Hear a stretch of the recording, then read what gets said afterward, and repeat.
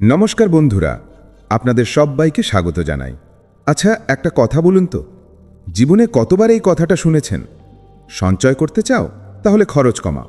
বাইরে খাওয়া বন্ধ করো, শপিং করা কমাও, ওই যে রোজ কফি খাও ওটা বন্ধ করো। শুনতে শুনতে কান পচে গেল, তাই না? এই উপদেশটা শুনতে খুব সহজ লাগে, কিন্তু বাস্তবে করাটা ততটাই কঠিন।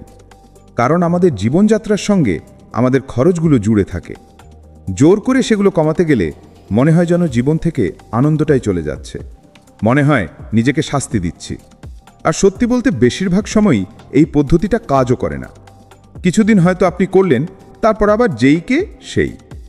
কিন্তু যদি আমি বলি এমন একটা উপায় আছে যেখানে আপনাকে আপনার পছন্দের জিনিসগুলো বাদ দিতে হবে না, আপনার জীবনযাত্রার মান না কমিয়ে, এমনকি 1 টাকাও খরচ না কমিয়েও আপনি আপনার সঞ্চয়কে কয়েক গুণ বাড়িয়ে তুলতে পারবেন।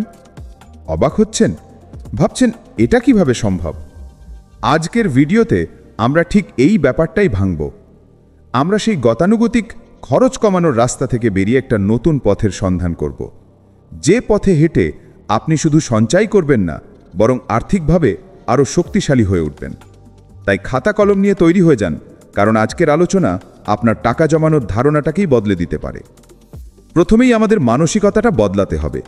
আমরা সঞ্চয়কে দেখি একটা ত্যাগের মতো, একটা কষ্টের মতো।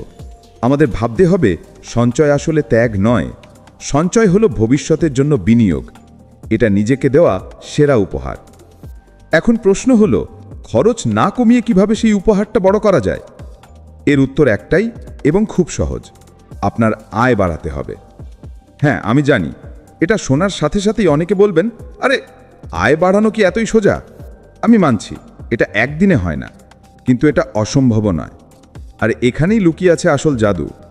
যখন আপনার হাতে বেশি টাকা আসবে, তখন বর্তমান খরচগুলো একই রেখেও অতিরিক্ত টাকাটা আপনি সহজেই সঞ্চয় পাঠাতে পারবেন।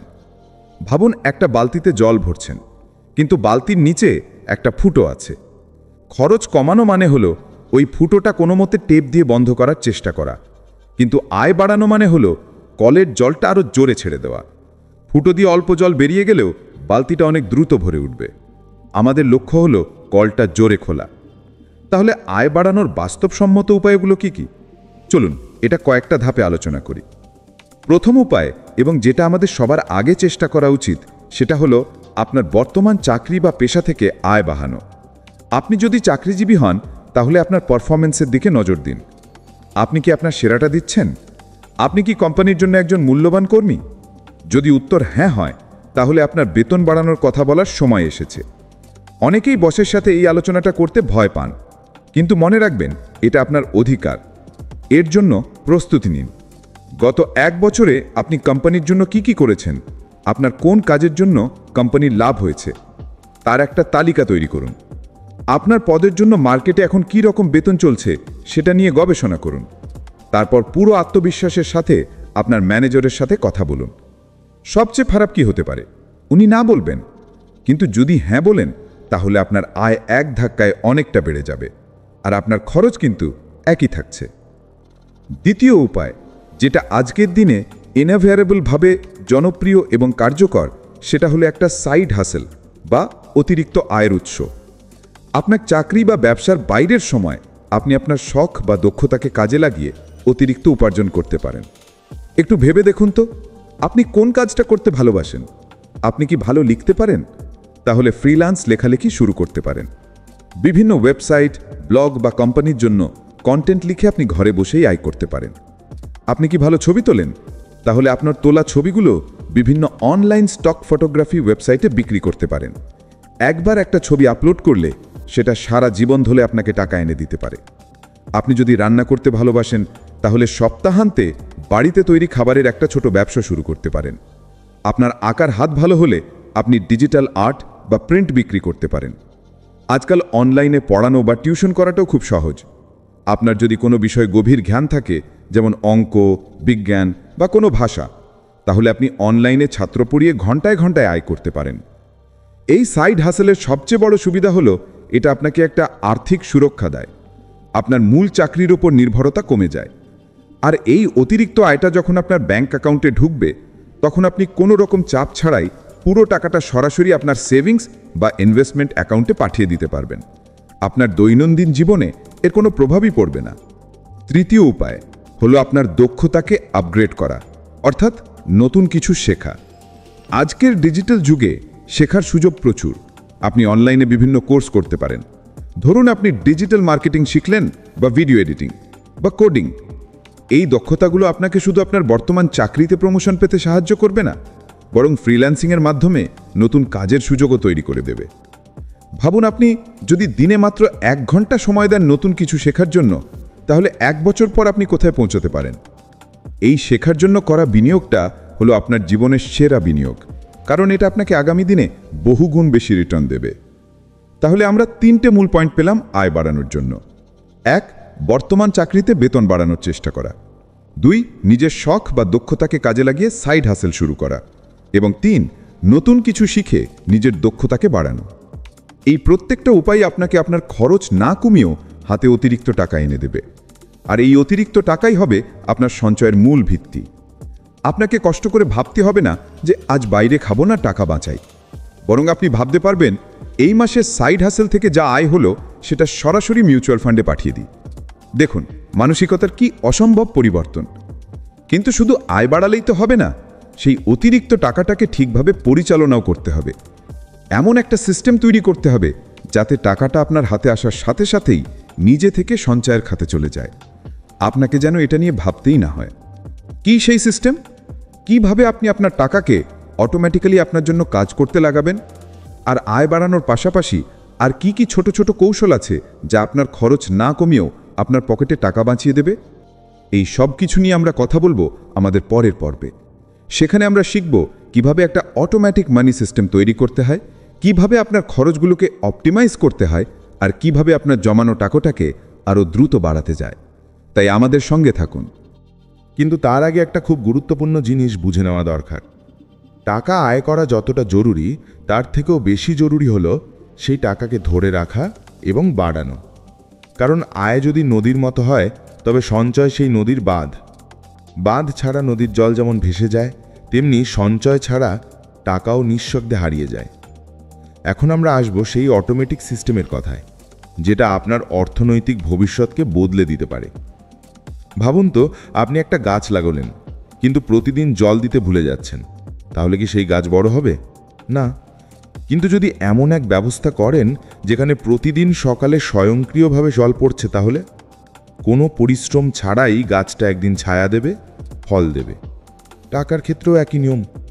আমাদের এমন একটা সিস্টেম বানাতে হবে যেখানে আমরা না ভাবলেও টাকা নিজে থেকেই সঞ্চয় চলে যাবে। এই জন্য প্রথম নিয়ম, পে ইয়োরসেলফ ফার্স্ট। মানে কি? আপনি যখন বেতন পান, আমরা সাধারণত কি করি? আগে বিল দিই, ঘর খরচ করি, দোকানে যাই, তারপর শেষে যা থাকে সেটা ভাবি, আচ্ছা এটা সঞ্চয় করি। কিন্তু এভাবে কোনোদিন টাকা জমে না। আমাদের উল্টোটা করতে হবে। বেতন পেলেই 1 টাকাও খরচ করার আগে নির্দিষ্ট একটা অংশ আলাদা করে সরাসরি সেভিংস বা ইনভেস্টমেন্ট অ্যাকাউন্টে পাঠাতে হবে। নিজেকে আগে টাকা দেওয়া, এটাই সবচেয়ে বড় গেম চেঞ্জার। এই কাজটা আপনি নিজে না করেও অটোমেটিক করতে পারেন। আজকাল সব ব্যাংকেই অটো ট্রান্সফার বা স্ট্যান্ডিং ইনস্ট্রাকশনের সুবিধা আছে। আপনি প্রতি মাসে বলুন 20% টাকা অটোমেটিক মিউচুয়াল ফান্ড বা আরডিতে, মানে রেকারিং ডিপোজিটে পাঠিয়ে নিন। আপনি খরচ করার আগেই টাকা সঞ্চয় চলে গেল, আর আপনিও টের পেলেন না। আর মজার কথা, আপনি যেটা দেখেন না সেটা নিয়ে মনেও টান পড়ে না। এবার আসি আরেকটা বাস্তব সমস্যায়। অনেকেই বলেন, আমার আয় কম, আমি কিভাবে সঞ্চয় করব? কিন্তু দেখুন, সঞ্চয় শুরু হয় টাকার পরিমাণ দিয়ে নয়, অভ্যাস দিয়ে। আজ 200 টাকা জমাতে পারলে কাল সেটা 2000 হবে, তারপর 20,000। সঞ্চয় একটা পেশির মতো, যত ব্যবহার করবেন তত শক্তিশালী হবে। এখন কথা হলো, খরচ না কমালে কি সত্যি সঞ্চয় বাড়ানো যায়? হ্যাঁ, যদি আমরা স্মার্ট খরচ করতে শিখি। খরচ কমাতে হবে না, কিন্তু খরচ অপটিমাইজ করতে হবে। মানে কি? উদাহরণ দিই, আপনি রোজ 300 টাকা দিয়ে বাইরে কফি খান ধরে নিই, সেটা বন্ধ করতে হবে না। কিন্তু যদি সেই কফি দোকানের লয়্যালটি কার্ড থাকে, যেখানে 5 দিনে 1 দিন ফ্রি, আপনি একই কাজ করছেন, শুধু একটু বুদ্ধি খাটাচ্ছেন। আপনি মাসে সিনেমা দেখতে গেলে অনলাইন ডিসকাউন্ট কুপন ব্যবহার করতে পারেন। আপনি অনলাইনে কেনাকাটা করলে ক্যাশব্যাক অ্যাপ ব্যবহার করতে পারেন। এই ছোট ছোট জিনিসগুলো আপনাকে কষ্ট ছাড়াই টাকা বাঁচিয়ে দেবে। এটা বুঝতে হবে, ধনী লোকেরা কৃপণ নয়, ওরা ক্যালকুলেটেড। ওরা প্রতিটা টাকার কাজ ঠিক করে দেয়। টাকা বসে থাকে না, টাকা কাজ করে। এবার আসি আরেকটা গুরুত্বপূর্ণ জায়গায়, ইনভেস্টমেন্ট। কারণ টাকা শুধু জমিয়ে রাখলে বাড়বে না। টাকা বাড়তে গেলে তাকে কাজ করতে দিতে হবে। আপনি যদি শুধু সঞ্চয় করেন, সেটা হলো একটা বালতিতে জল রেখে দেওয়ার মতো। কিন্তু যদি ইনভেস্ট করেন, সেটা হলো সেই বালতিতে একটা মোটর লাগিয়ে ট্যাঙ্কে পাঠানো, উপরের দিকে যাচ্ছে, বাড়ছে। সবার প্রথম ইনভেস্টমেন্ট কোথায় করা উচিত? ইমার্জেন্সি ফান্ড, অর্থাৎ 6 মাসের খরচের সমান টাকা, যেটা আপনি শুধু বিপদে ব্যবহার করবেন। এটা আপনার আর্থিক সিট বেল্ট। বিপদ এলে এই ফান্ড আপনার গায়ে লেগে থাকা ঝাঁকুনি থেকে বাঁচাবে। তারপর ধীরে ধীরে আপনি যেতে পারেন mutual fund, index fund, PPF, কিছুটা সোনায়, গোল্ড ইটিএফ। একটা কথা মনে রাখবেন, আপনি যত দেরি করবেন শুরু করতে, ততই আপনি জীবনের সবচেয়ে গুরুত্বপূর্ণ জিনিসটা হারাচ্ছেন, সময়। কারণ টাকা থেকে টাকা হয়, কিন্তু সময় থেকে সম্পদ হয়। টাকা সঞ্চয় ও ইনভেস্টমেন্টের গুরুত্ব বোঝার পর এবার আসি আরেকটা গুরুত্বপূর্ণ দিকে, মনোভাব এবং অভ্যেস। অনেক মানুষ আয় বাড়ানোর চেষ্টা করেন, কিন্তু খরচের নিয়ন্ত্রণে ব্যর্থ হন। আসলে ধনীরা টাকা কমায় না, ওরা টাকার ওপর নিয়ন্ত্রণ রাখে। অর্থাৎ টাকা আপনাকে নিয়ন্ত্রণ করবে না, আপনি টাকা নিয়ন্ত্রণ করবেন। এর জন্য প্রথম ধাপ হল অর্থনৈতিক লক্ষ্য নির্ধারণ। আপনি কি করতে চান? 5 বছরের মধ্যে বাড়ি কিনতে চান? 10 বছরের মধ্যে প্রাইভেট ট্রেনিং বা শিক্ষা ফান্ড তৈরি করতে চান? 20 বছরের মধ্যে আরামদায়ক অবসর নিশ্চিত করতে চান? লক্ষ্য না থাকলে সঞ্চয় আর ইনভেস্টমেন্ট শুধু হাওয়ায় উড়বে। লক্ষ্য নির্ধারণ করুন, তারপর সেই লক্ষ্য অনুযায়ী মাসিক পরিকল্পনা তৈরি করুন।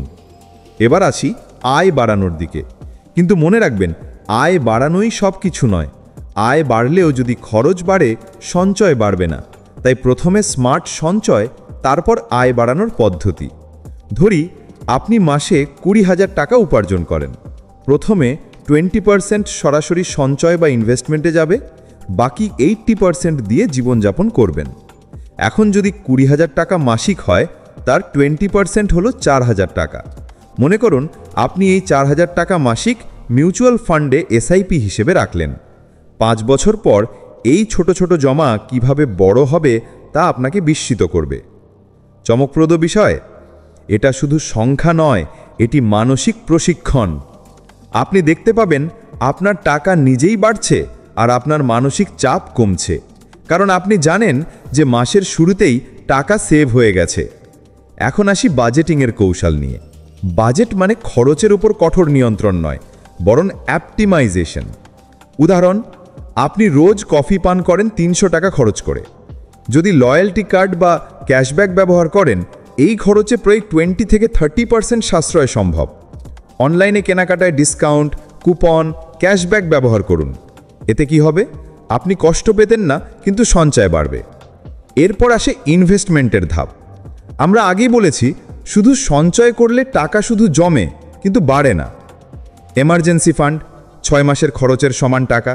এসআইপি, ছোট ছোট মাসিক ইনভেস্টমেন্ট। ইন্ডেক্স ফান্ড বা পিপিএফ বা গোল্ড ইটিএফ ধীরে ধীরে বড় সম্পদ তৈরি করতে সাহায্য করে। একটা গুরুত্বপূর্ণ বিষয় মনে রাখবেন, টাইম ভ্যালু অফ মানি। যত আগে শুরু করবেন, তত বেশি কম্পাউন্ড ইন্টারেস্ট কাজ করবে। অর্থাৎ সময়ই হলো আপনার সবচেয়ে বড় সম্পদ।